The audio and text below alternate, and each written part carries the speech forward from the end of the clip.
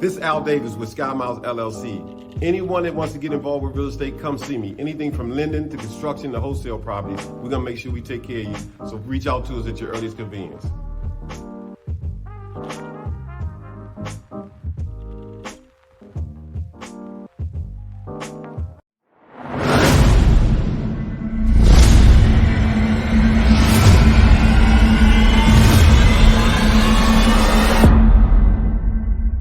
What's up, family? Welcome to the latest edition of the Real Estate Podcast. I'm your co-host, Melvin Dickens, and we got an exciting show for you here today. Got a great brother here who is doing some great stuff in real estate and business, an entrepreneur extraordinaire in Baltimore. My brother Jabari Natur, he is the owner from Conscious Heads Barbershop. Man, welcome to the show today, brother. Peace. How you doing? How you feeling? Great, man. Great to have you, man. Heard good stuff about you. I know you're doing good stuff over in the Charles Village area. But before we get to the show, just want to make sure you guys know where to check us out. Follow us on YouTube, like and subscribe to Real Estate Podcast. Also catch us on all social media platforms, the Real Estate Podcast, on Facebook, LinkedIn, and catch us on Instagram at _estate podcast on Instagram. So please check us out and follow us. Let's get right to the show, man. So Jabari, man, so I know you got the shop, and I know you've been doing some real estate stuff, and I know you're doing also some good community work, man. So just tell us a little bit, man, like how you got your start, man, and in business, and particularly, you know, our show is we focus on the real estate aspect of it. So talk a little bit about that. But how you get started, man, in business? Man, it's a long road for me. You know, I started off as a barber. And you know, and really community activist. You know what I mean? First, that's really how I got my start. Okay. So doing work in the community, bringing different speakers to town to speak on different issues that affect the Black community. You know, whether it's dealing with housing, whether it's dealing with people being massively incarcerated. You know, we did many rallies. You know, prison ministries. We would go in and speak to people, brothers and sisters in the prisons. You know, so all of that, you know what I'm saying? So a lot of stuff that was going on in the city, anything going on, anything unjust. A lot of times I was, you know, right there out there in the forefront doing a lot of those things. So that's basically how I got my name, you know what I'm saying? And, you know, activism at the core.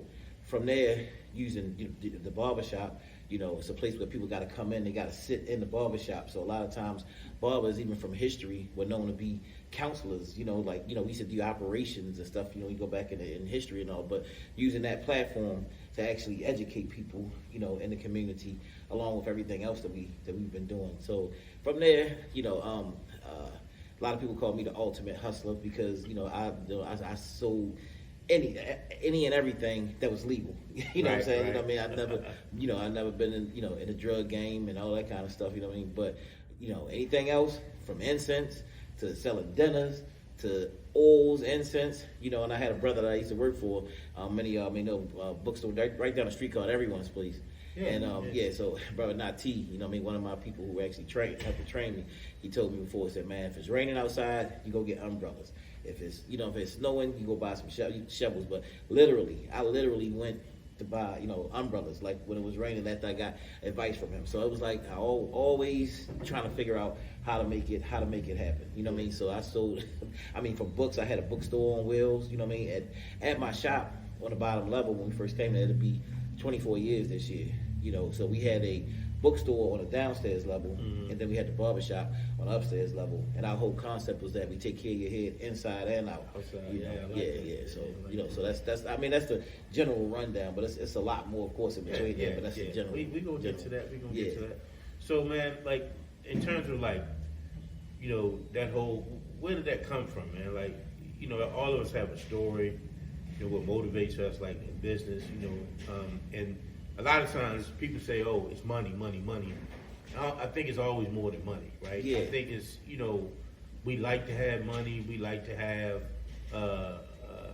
resources, but it's always, to me, more than that, right? Like, it's not just money. I think it's, you know, so what like kind of like inspired you, man, to It was really like my mom, you know, who was really had a hand in it, you know, who always taught me to be kind and gentle, and always was about helping people, you know. So she taught me that. So it was, for me, I wanted to get money, Right, make money, right. but it took me a long time to really make money, because I had to really figure it out, because I was always so giving of my time and like, I'm going here, I'm going there, spread myself so thin to the point where, it was like, I made barbers that came out of my camp was making a lot of money, and I was rarely making money because I'm always like setting up stuff like, all right, I'm gonna go do this, I'm gonna go do that. So a lot of people that came out my cab actually wound up making more money than I made. Wow. Initially, you know what I'm saying? Yeah, Initially, yeah. so it was always bigger than money. I mean, don't get it twisted. I mean, I want to live good and have all of the finer things and do all of that kind of stuff. Yeah. Also, but I was always willing to make a sacrifice for my team. Yeah. So I was like the sacrificial lamb,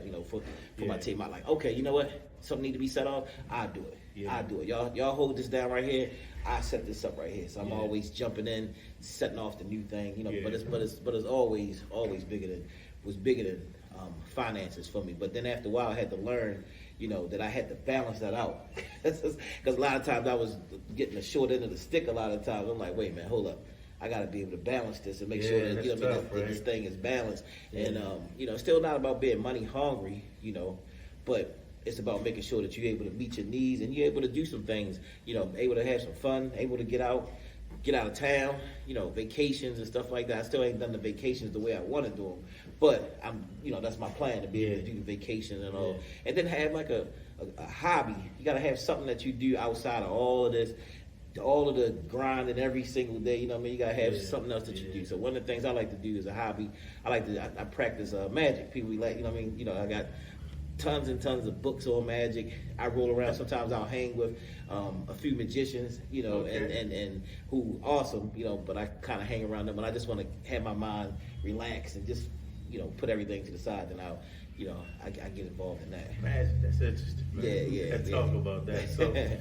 So like, I know, in conversations that Al's told me, you're a little bit into real estate too as well, man. So talk about that, man. Like, one of the things I'm learning, and they preach this, right, in America, right? The American dream is like to own your own home, right? Yeah.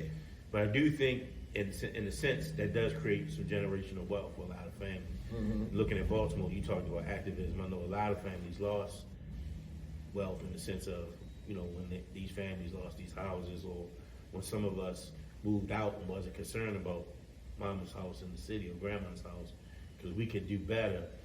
Then we lost, like that part of the community, right? I Right. look at all the cities, you go to DC, you go to, parts of New York, it's happening in Chicago, it's going to happen in Baltimore too. I eventually believe that, those places that, we could get in for cheap, now we can't even afford, it's Right, like crazy. right. You got houses in DC, and then like in Harlem, right? They $1 million houses, they were brownstones, our people owned, they worked in factories. But talk a little bit about that, man. Like how when you're thinking about real estate, what's the key you think that helps us, in business, and like maybe kind of get that next step up? Right. So, I'm not into the real estate like you and Al. Right. You know what I'm saying? Like Right. y'all really do it. Like, like. Yeah. but I mean, I've used and leveraged real estate Right. for many different, Yes, to sir. pull, Yeah. to get the pool money from like several different times in my business, and I've done it several different times Yeah. in my business. My barbershop, it's a long story of how I actually came to own my barbershop. Well, I owned it in 2003, where I actually purchased the building. Mm-hmm. But after I purchased the building, a couple years after, I had some business problems, and I wound up having to sell a building, but I sold it to a guy that was a friend of mine, and he was only selling it to me to hold the building for me. Right. So he made no money from this transaction. He Right. just did it to hold it so I could buy it back from him. Right. That wound up crashing, and then maybe like 10 years later, he tried to hold it, and then he wound up having to try to sell a building. Mm-hmm. I was in business. I actually left my whole business. I left and had to move out because he was going to actually sell it. He wasn't able to sell it, and within a couple years later, offered it back to me, and I came back into the building, and then I actually rebuilt my barbershop during that time. I rebuilt the whole thing over, and after I rebuilt it, just here recently, I would say in December this year, I actually was able to purchase my building back after all those years. You know what I'm saying? So Wow. you know what I mean. So I purchased that back. In the midst of it, You was talking about the family and all, you know what I'm saying? And as of now, my grandmother and grandfather, a house that I lived on in East Baltimore for a long time. My grandmother, she actually had given me that house, a while back. So I have that family house, and then a house that my mom and dad bought together. Actually, 1974. I actually live in that house right now. So I got, you know what I mean. So I'm about that family legacy, living, walking in the line of my ancestors. Yeah. So like I said, I don't have a huge hard real estate story, but but I do have some real estate. But I think the fact that you have it and like you could, like you said, maybe leverage it to do other businesses, like however you doing whatever you're doing, whether it's some activism stuff, whether it's many of your enterprises that you have, right? Right. You can leverage it for cash. I think that's sometimes what we trying to teach people on the show, man, because a lot of people's, what I discovered is a lot of people, I see a lot of people going on social media with their shows, fix and flip and this and that. Yeah. And everybody got a story, right? And then everybody's like, give me some money so I can show you how to do it. Right. But then it's why, right? And a lot of us is looking at money. He got 10 properties and he got $10,000 a month coming in, right? Right. And so, but what are you doing with that, right? I mean, is you just trying to live and floss and go on vacation and have jewelry, pop bottles, or you really, what do you, because I mean, all of that's fine. I'm not knocking that lifestyle. I'm saying, but what is, how do you do it? How do you structure it? Like you say, for instance, so you're a barber by trade profession, but you got other enterprises, and I think that's the thing too. Like sometimes some people just get some property, but they may do something totally different. They may just own some pieces of property or some land or what have you. And so now, I think land is something, housing is something that's always going to have a value to it. And so, for us to think about that, even if it's just what I've been saying to people is, man, when I look at cities like Baltimore, man, just grab something. Yeah. 5,000, 7,000. Yeah. Grab it. You ain't ready. You don't know nothing about rehabbing a house. Don't even worry about it. Just get it, own it. What I discovered, I'm doing some development, as I'm running this nonprofit, is that how you get in the game is that you got land. They didn't tell us that. They was taking the land, right? But that whole 40 acres in the middle, that was critical. If that would have really jumped off, people would have had, because think about it, you would have had that 40 acres. Yeah. Like, okay, now we in the conversation. So whatever you got to do, look, I own this land, right? Right. So if you want to build on it, I can lease it to you, whatever the case may be. So I think that's something that, like you're saying, man, the fact that you living in your mom and dad's house, you got your grandma's house, like that says something, because, sometimes, families don't get along, they may fight over the money, or give me my piece of the cash, I'm gonna run, or maybe I live in California, I'm not even interested in coming back to Baltimore. I got a new life, so I'm just not even interested in that. So I think, man, that's a key thing, man. So you talked about like some activism and stuff, man, in the community. How, like, when you look at your business model, how does that tie in? Like, obviously that's probably a part of who you are, and if you want to talk a little bit about that, you can. But how do you tie that into business? Because you say, hey, man, we take care of your hair inside and outside. So that's I mean, like, even, conscious heads, right? Like, I've seen it forever. Right. Having Gracia shop, but like, I mean, I grew up in that neighborhood, so North and Ashcliff, so driving through 25th, Greenmount, all through up and through there. I still own my house where I grew up on the Alameda, and my grandmother's right there. She just passed, but right there on Rob Street, Kennedy. So that's my neighborhood. I know. So that's me. So I've seen it, like, but somebody talk a little bit about that, man. Like, like how do you mesh the two, like your activism and your business? So what I do now a lot, so I teach. I'm a master barber, so I teach young people, even older people, on how to cut hair, the techniques and skills of cut hair. We have a program, it's not state accredited, but because I'm a master barber, I'm able to take people in under apprenticeships. So we do apprenticeships. And as I teach my students in class, I always tell them it's the difference between a barber and a hair cutter. You know what I'm saying? A hair cutter, he put hair on the floor. He cut hair, spray some stuff on there. You know what I mean? Ain't got a license first. You know what I'm saying? And we real big on the whole thing with the license. There's this battle between licensed barbers and unlicensed barbers. Unlicensed barber like, man, I can cut hair better than a licensed barber, but you missed the whole point. You know what I'm saying? The whole barber is a philosophy. It's different elements of being a barber, just like it is hip hop. You know what I mean? There's the social aspect of it. There's the you know, the part where, you know, the history, the historical. You know what I mean? There's the counselor aspect of it. You know what I mean? Like I said, because we counselors, we doctors, like we talk to people, we over top of people's head. You know what I mean? That crown chakra. You know, there's a lot that goes on there. So I'm teaching them like, no, it's bigger than just being a barber. And then most of them come in, I want to take your class because I want to be a boss. I want to own my own. Well, I mean, that takes discipline. You know what I mean? And if you got your own business, you got to be more disciplined than you got somebody cracking a whip on you. Yeah. Being at the job. I mean, right. You work for those people, man. You know, you work for the people that come in. Like, you are, you know, they employ you, and you got to be respectful to that. Right. People want commitment. They want dedication. Even more, it's not even about cutting the hair, honestly. You know what I'm saying? Like, some people just, give me a fresh haircut and all that kind of stuff. You know, going crazy environments and stuff. But it's about commitment. Dedication. It's about giving back to the community. There's a barber, Lonzo Harrington, that y'all probably want to know about from Atlanta. He came out of enslavement, and he had more real estate as a black man than anybody did. But he started off as a barber, and he had these huge barbershops, and he had life insurance companies and all those different things. But he was a very wealthy man. But he had, I think they said he had over 100 properties in Atlanta during that time. You know what I'm saying? So it's people like Lonzo Harrington who inspire me. People like Madam C.J. Walker and those people. But all of those people always had the motto of giving back.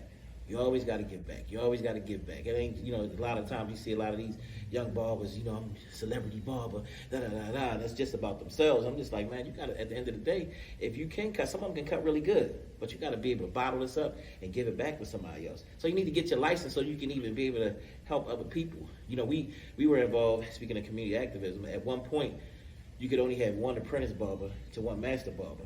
I used to go to these meetings, these board meetings and all. People be down there fussing out the state board. Why can't we have more than one barber? Why can't we have more than one barber? And I just asked a question one day. I said, well, what do we have to do in order to make that change? And somebody said, you got to make that happen in Annapolis. I was like, okay, well, say no more. Have some people, you know what I mean, some of my politician friends, you know what I mean, to come in, you know, cutting the hair the same day. And a brother named Davon Love. And you know Davon. Leaders in the beauty struggle. Yeah, no doubt. Yeah, my man. And so he told me exactly what to do. Contact your delegate, and we was able to get a whole bill changed for the whole state of Maryland. You know, that I actually was introduced. And so now we can do 3 apprenticeships to one master barber at one time. You know what I mean? So, you know, stuff like that. And that's good for the whole state of Maryland. Yeah. Everybody in the whole state of Maryland, we changed that law for that. So it's just all about giving back. Always thinking, because, you know, I know one day I'm going to leave this earth, you know what I'm saying, in a physical sense, you know what I mean? And, you know, I'm trying to prepare my children, my community that, hey, look, I left something here for y'all to be able to build off of, you know what I mean? As Nipsey would say, you know what I mean, it's a marathon, you know what I'm saying? It's a marathon, and you got to be able to, you know, be able to pass that baton, and that's what I'm really about. You know, I see my ancestors, you know, my grandmother, grandfather, my mother, my dad, they left me stuff, you know what I'm saying? I want to be able to leave my children and my community stuff. Yeah, I always say, man, it's a marathon, not a sprint. I always talking about, like, exactly. Even before Nipsey, I mean, I thought about that because a lot of us want to run fast to the bag, right? Everybody talking about getting the bag, right? And ain't nothing wrong with getting the bag. But okay, how you get the bag? Because every bag, the bag I get sometimes ain't the bag. It might have a hole in it. I run to get that bag. It's got a hole in it, right? Right. But so man, so like when we talk about like activism and like in business, you know, because you know, one of the things I always, you know, people talk about financial literacy, right? And I know, like, we got, you know, I run a nonprofit, Capitol Heights CDC. So, you know, we do some of that, right? We do some first-time home buyers class, you know, we do some financial literacy. But I think, you know, it's an aspect of that sometimes that gets lost, right? Because old school, you know, she teach you how to balance a checkbook. I mean, I might be dating myself, but like you had the checkbook, you had to write in the ledger how much your check came in, and you write a check out, you took money out, you had to write that down. And I don't know how I stick to that now because everything is electronic, but you can actually see your money, right? Yeah. Like you saw the $500 every 2 weeks going in, and like whatever your rent was, whatever your bills was, and so now I know everything moving so fast electronically, but man, like, how do you see, like, when you look at the community, you've been there 20-something years, right? And that community is changing. So, like, if you go 25th this way, south, it's different than if you go north, right? That's Charles Village, they changed. Just the real estate is just that much different. Yeah. But the housing stock is the same. It ain't no different. Right. It's just you cross this part of 25th Street, you go this part of Greenmount Avenue, you go east of Greenmount Avenue, right? And then south of 25th. And then it just changes dramatically. And it's interesting how cities do that, man. All cities have it. Yeah. Philly has it. Baltimore, New York, Chicago is crazy. DC definitely has it. And so just talk about that, man. Like, how do you see like your spot in that, man?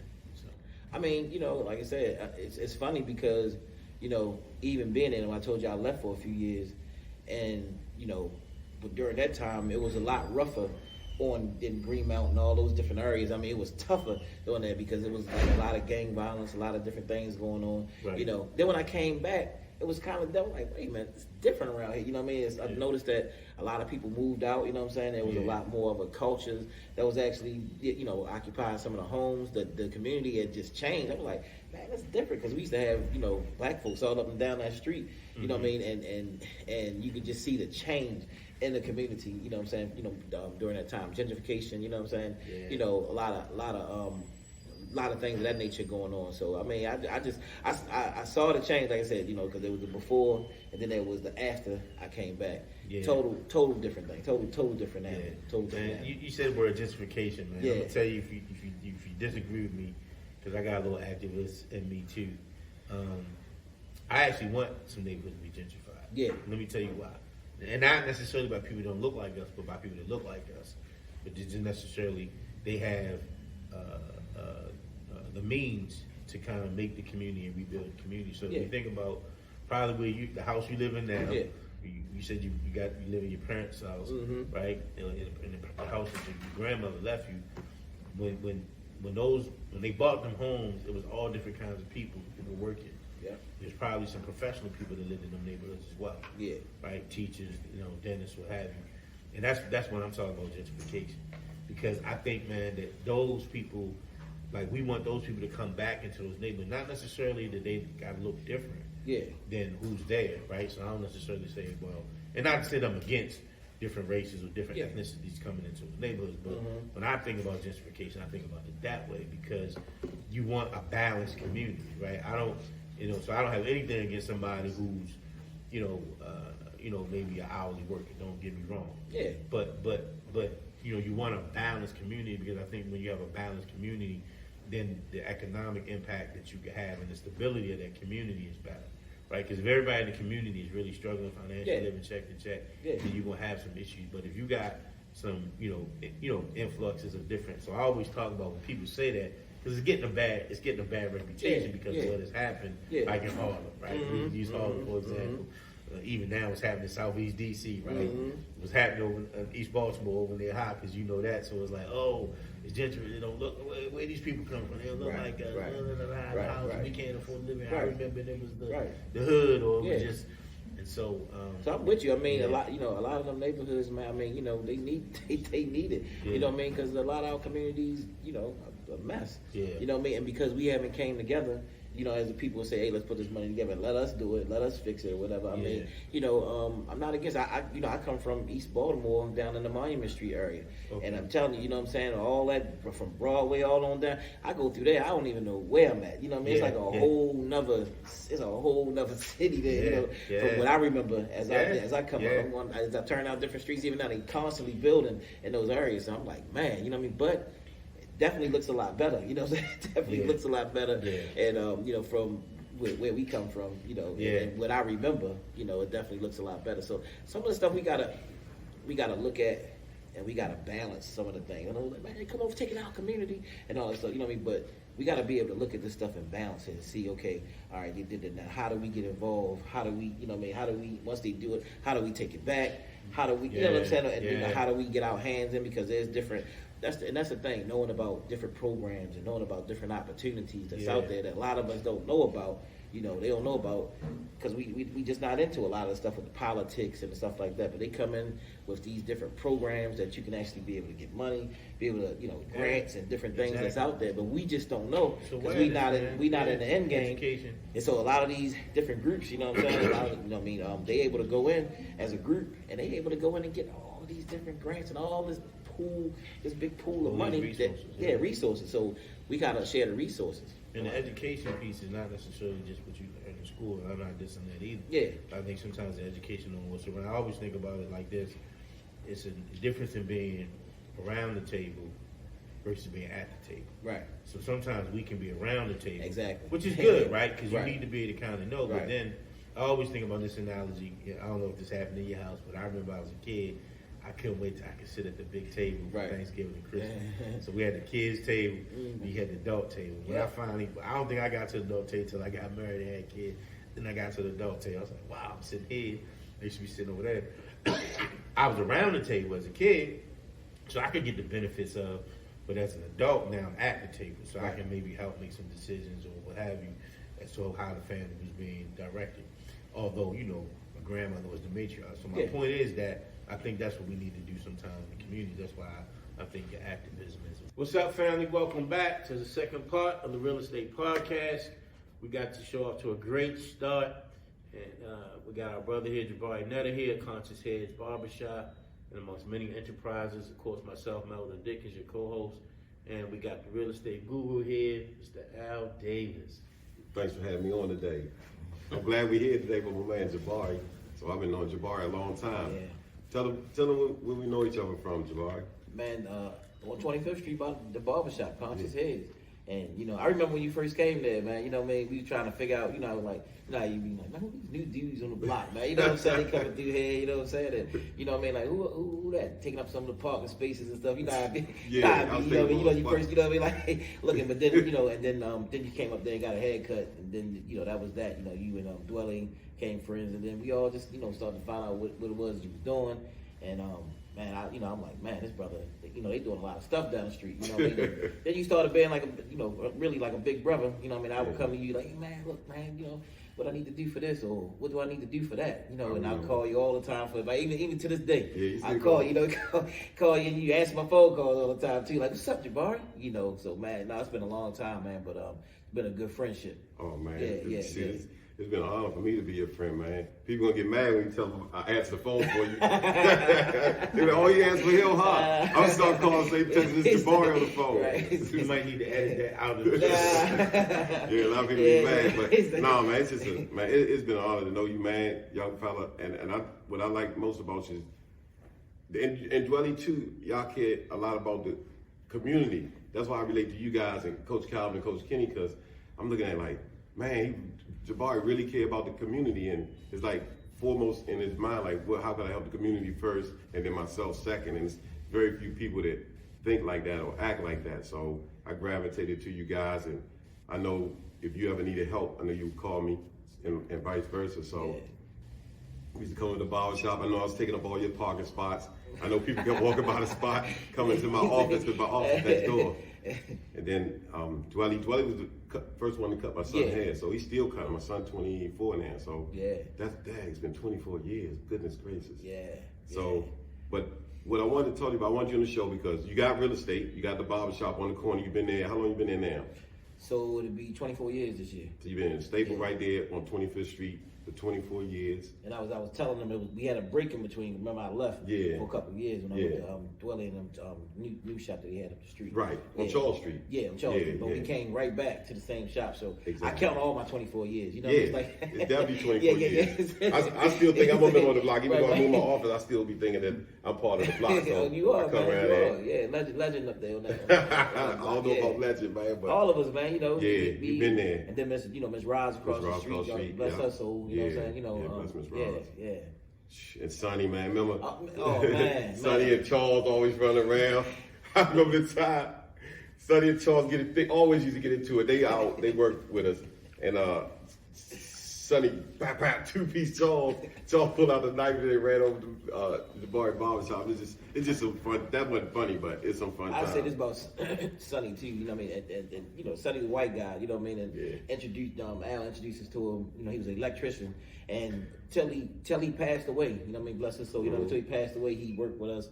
And he did great work, man. You know, and he was like a little annoying guy, but you grew to love him. You know what I'm saying? You know what I'm saying? You know what I'm saying? It was like, dang, man. You know, I love Sonny, man. You know what I mean? He did a lot of good stuff for us, man. And he was the only one, because we, you know, in our community, you know, for the barbershop, we had these shirts called Unified Die. You know what I mean? You know what I mean? Real hardcore black, the red, black, and green. Yeah. And he used to always laugh because Sonny was running around walking, the only white boy. He's like, oh, God, where's my Unified Die shirt? Y'all was going to go around. Where's the Unified Die shirt? Yeah, we met Sonny though, man. Yeah. Appreciate you introducing me to him. Man, ain't no problem, man. Anybody know you know, but that's forever. Yeah. And then with the and then you start growing, because then you had the bookshop downstairs, I'm trying to remember. And then people in the community, like people needed jobs or wanted to cut hair and they had to trade and wanted to do hair, wanted to be in the bookstore. You had knowledgeable books downstairs so they could come and read. But now you into teaching barber school. I think you got like a barber school, right? So here's my thing. We talked about the real estate because you own the real estate on 25th Street. For the kids now, what we're trying to do is get information from people who's already succeeded and already been through it. How could we, if you meet a young kid or some kids on the block that's really not in or not, that don't know where they headed or what they gonna do for the future to be successful, how would you talk to that person, or what would you say to that person to try to get them to, they might be going in this direction, which is the wrong direction. How could you try to sway them to go in the right direction and try to accomplish something positive in their life? Yeah, I mean, so far as using barbering, I could, you know, I talk to them and I just tell them the success stories that I have. You know what I mean? But like you said, you know what I mean, I put myself first for a lot. I mean, a lot of my barbers made a lot more money than I made. Right. You know what I mean? Because I was always sacrificing and doing a whole bunch of stuff. But I was just, you know, now what I've been doing on my podcast, I've been interviewing different barbers that's successful in you know, in the area right now. You know what I mean? And showing them like how much money some of these guys making. You know what I'm saying? Like I interviewed my brother Antoine Styles the other day. He's a friend that I grew up with. You know what I mean? This brother is very successful. I mean, brother got a boat.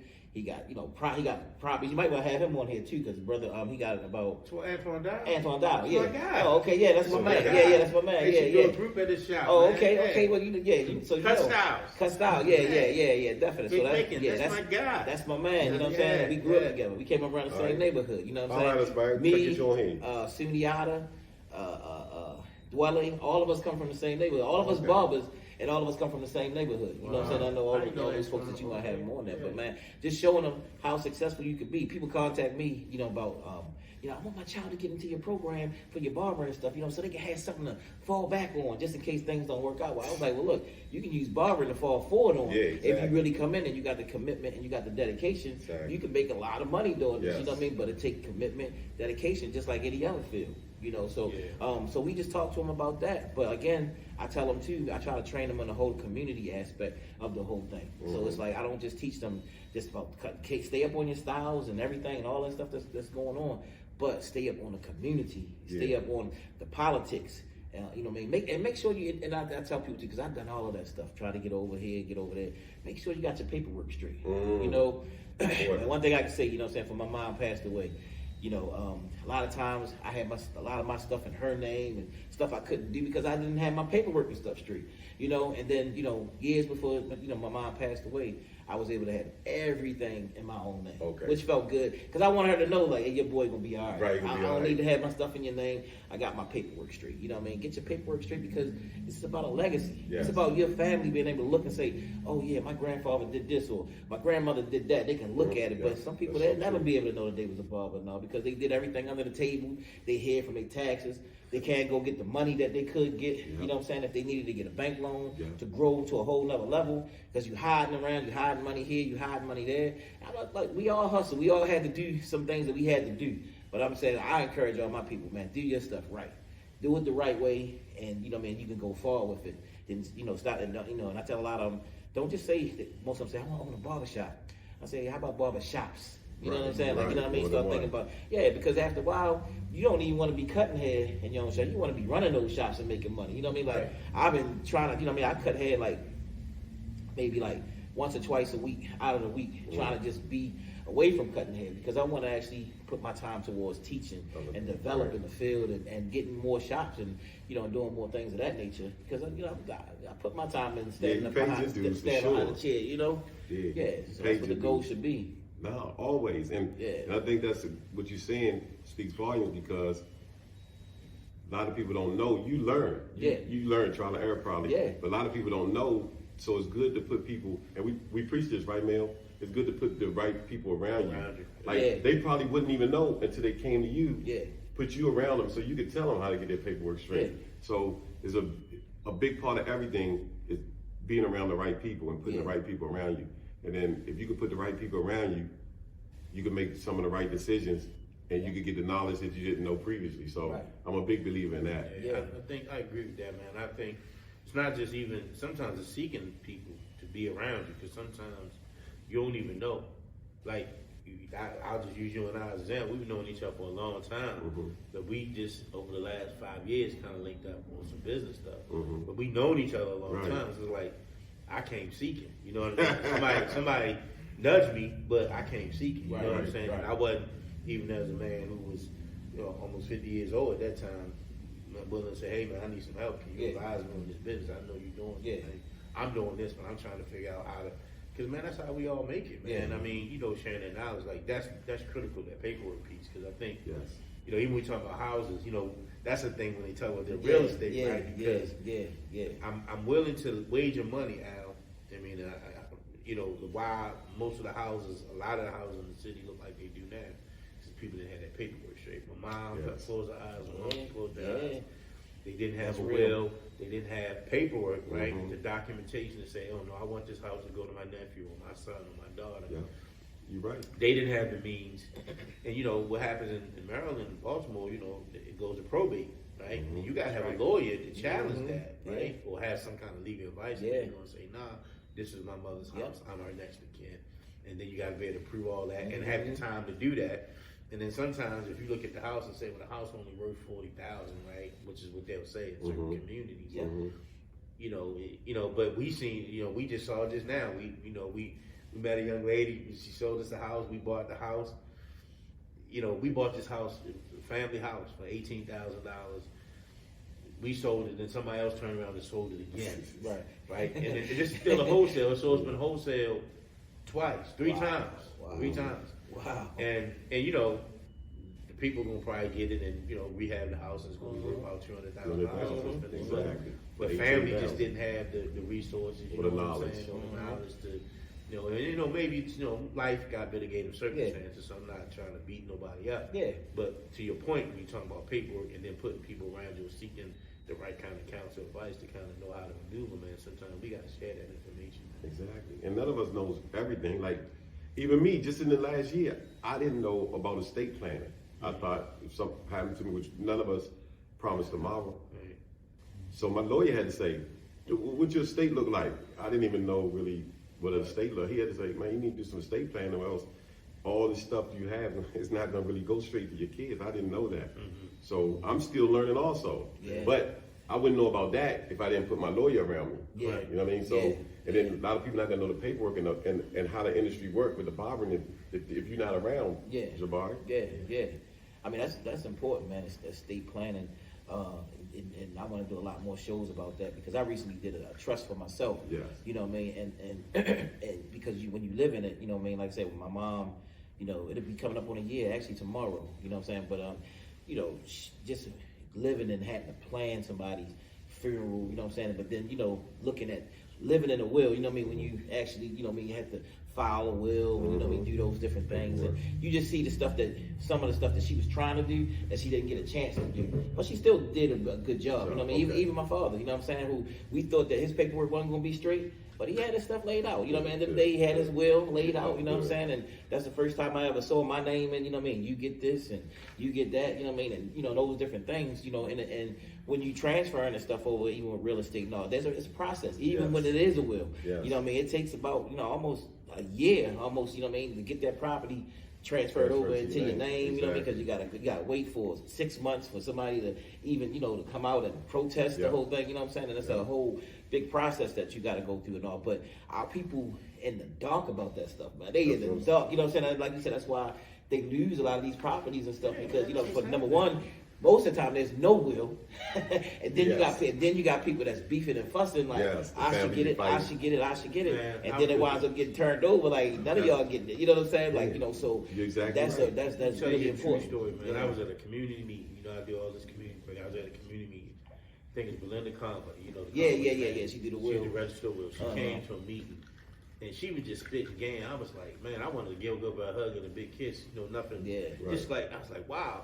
Because here I am, you know, I got education. I've been to school and all of that. I've been around. But she was telling this story. She told us one story about a lady had put the will, taped it on the back of the headboard, right? And it had been there so long, they couldn't, they cut the headboard like around it and brought it to court so they could, because it would have been damaged, right? And so, you know, the idea of this, how you got your paperwork, so at least they had it, but it was just where they kept it, wasn't in the best place.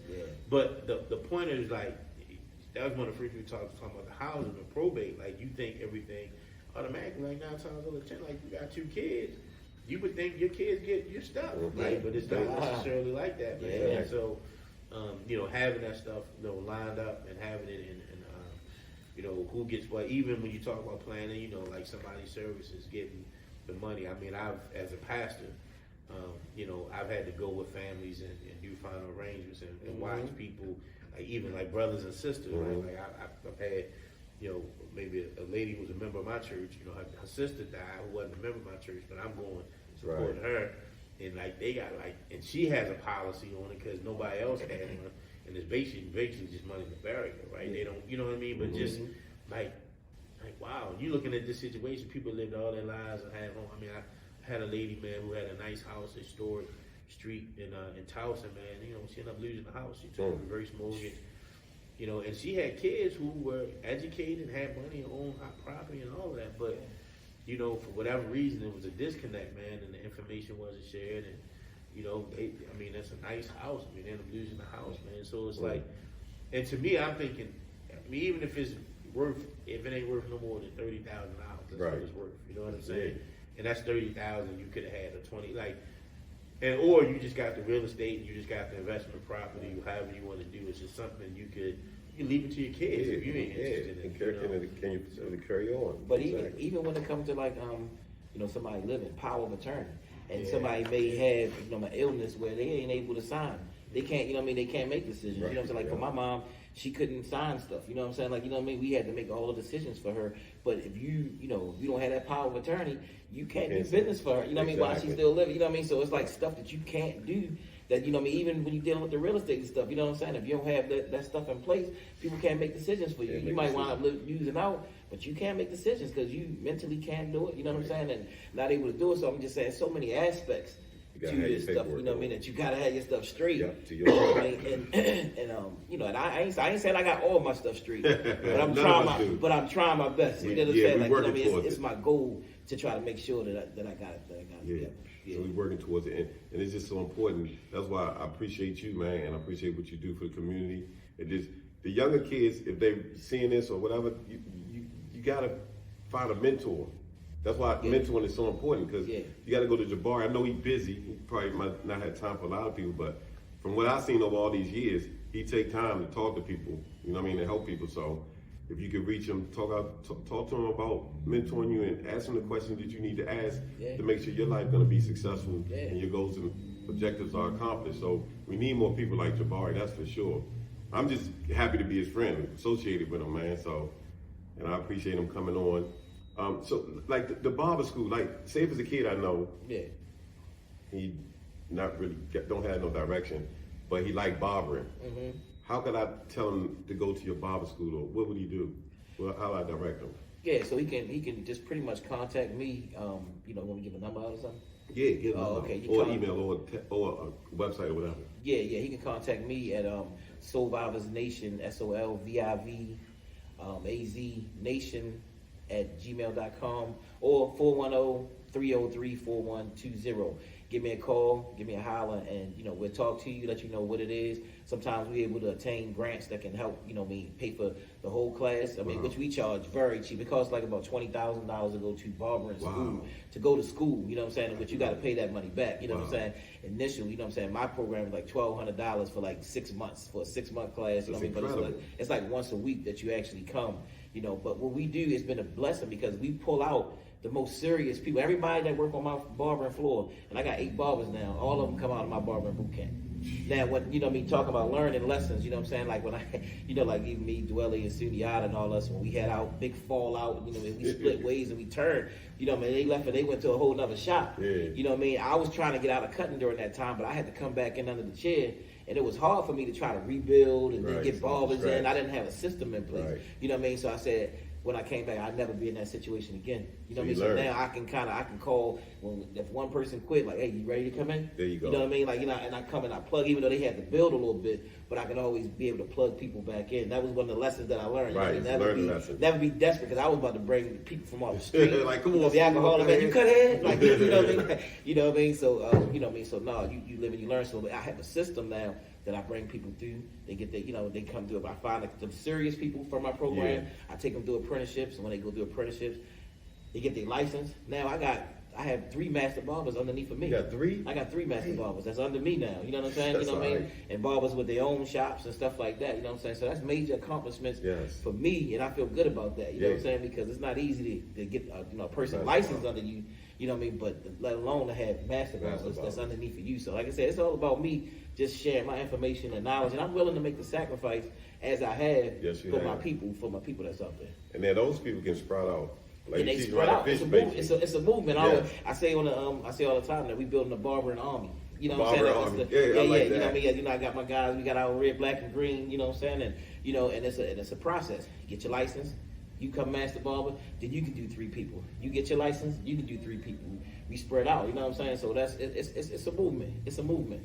I keep visualizing like a family tree, but like a barbering tree. Yeah. And Jabari and Buddy will be up here. Yeah. And then I started with Jabari, and then it's about 1 million people at the bottom. Yeah. And that's how I got it set up on my wall at the shop. You know what I mean? Like, you got one? With my master barber that I came under, then it's me. You know what I mean? Then that. I'm coming in and see that. I got a tree. Yeah. I'm come check that out, man. Yeah. But that's how it should be, man. Yeah. I think we have to work together. Because a couple of things you said. I think about barbers and bartenders, right? People who, not necessarily, I'm not promoting people drinking, but places you go when you kind of like pouring out your heart, you talking about your life, and talking like what's going on, right? The bartender tend to do that. Definitely your barber, right?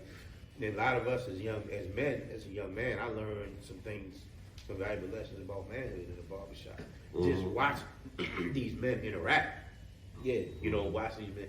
They did the movie, right? The barbershop, right? Watch these men interact. And so like that's critical too, right? Because, man, sometimes these tend to be guys who've been established, you know what I'm saying, in the community. They got, they respected in the community. So you rarely heard of any barbershop in the worst community, right? Or when I say worst community, in terms of like crime statistics, I'm not talking about what they say, but in terms of that, falling victim to any of those kind of crimes or anything like that. Like that never happened. Like it's rare that somebody go to the barbershop like I'm robbing everybody in the barbershop. Right. And there's plenty of cash in there, whatever. There's plenty of people in there with means.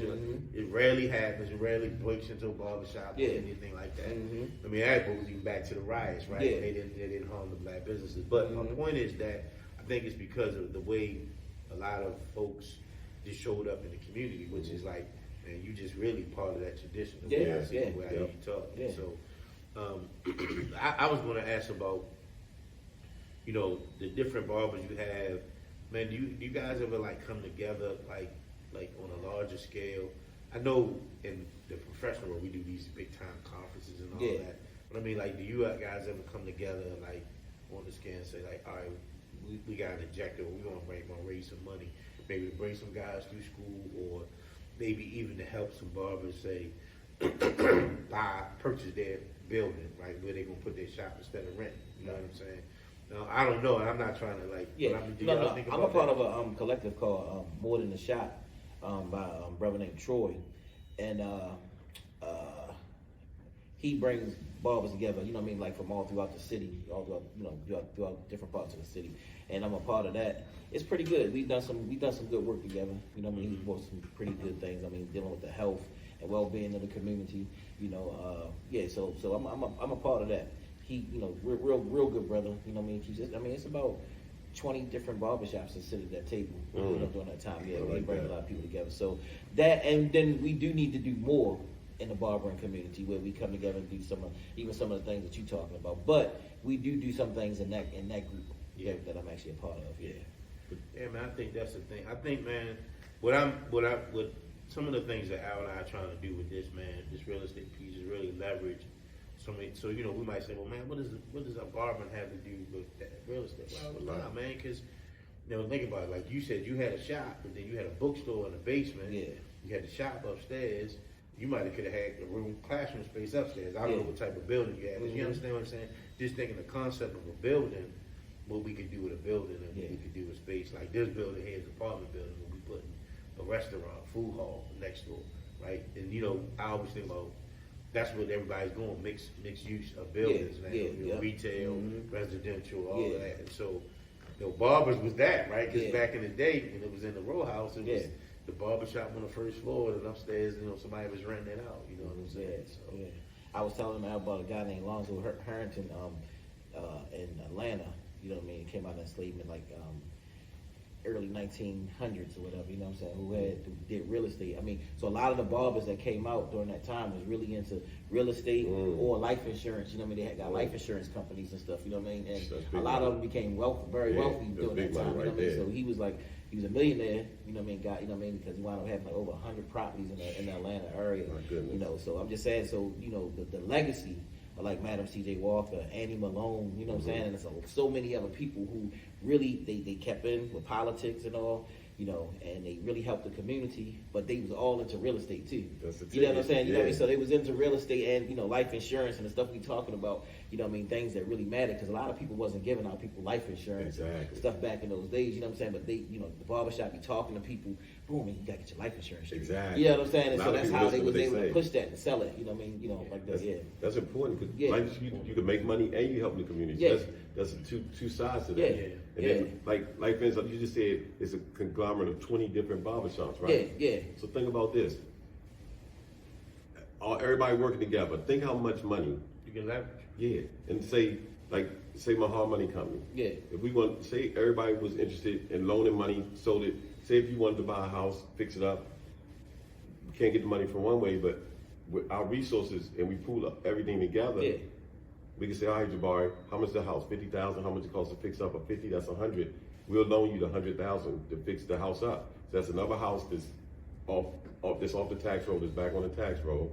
And if we pool that money, 20 barbershops, I guess I'm thinking that's at least 50 barbers. Pool their money, each barber, they put $1,000 in. That's $50,000 to loan out to the community to better the community. So see how you can pool your money together and make things happen. Exactly. That's awesome thinking. You know what I mean? Like really, like that's the kind of stuff that's needed. And the politicians see that too. But that's what we did. We did that. That's what we did. Even coming out of 1865, we did a lot of that stuff. Where we money pooled, where we actually did do that. The Black Wall Street and Pennsylvania Avenue, you know what I mean? Black Thompson and all those different places. Like they was doing stuff like that. Like what you saying? So it's been done. It's been done. We got to put that back together.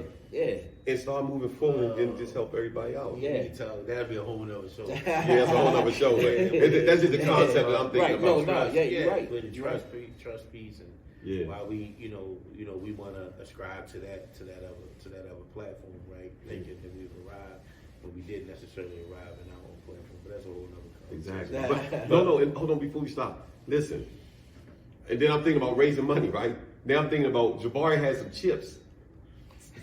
Some kale chips, right? I used to come there, man, it was so good. I mean, they're the best, man, better than Doritos, everything.